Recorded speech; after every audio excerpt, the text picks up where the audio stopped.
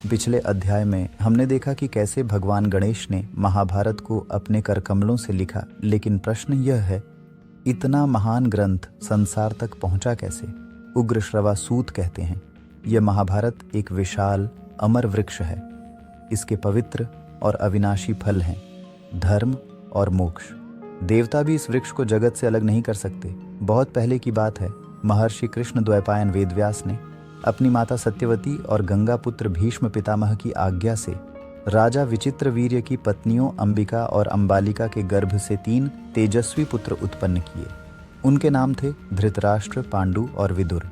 इन तीनों को जन्म देकर महर्षि व्यास फिर अपने आश्रम लौट गए। जब ये तीनों यौवन को प्राप्त हुए और जीवन की गति में आगे बढ़े, तब व्यास जी ने मनुष्य लोक में महाभारत का प्रवचन किया।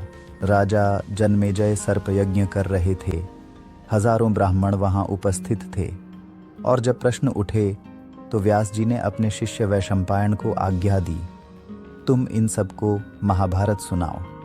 वैशंपायन जी यज्ञ के बीच बीच में अवकाश मिलने पर महाभारत सुनाते। यही वह परंपरा है जहां से महाभारत श्रवण परंपरा में जीवित हुई।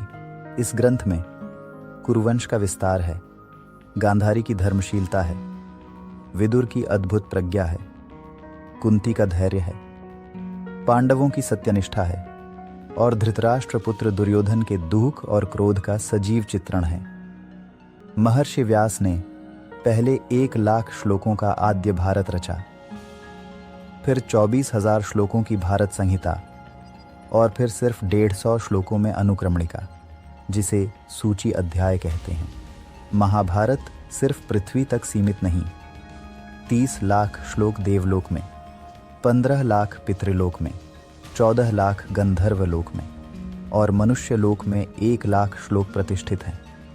महर्षि व्यास ने सबसे पहले अपने पुत्र शुकदेव को महाभारत पढ़ाया। देवर्षि नारद ने देवताओं को और असित देवल ने पितरों को यह कथा सुनाई। मनुष्य लोक में धर्मात्मा वैशंपायन इस ग्रंथ के मुख्य प्रवक्ता बने। दुर्योधन क्रोधमय विशाल वृक्ष है, कर्ण उसका तना, शकुनी शाखा, दूह शासन फल पुष्प और अज्ञानी धृतराष्ट्र उसका मूल।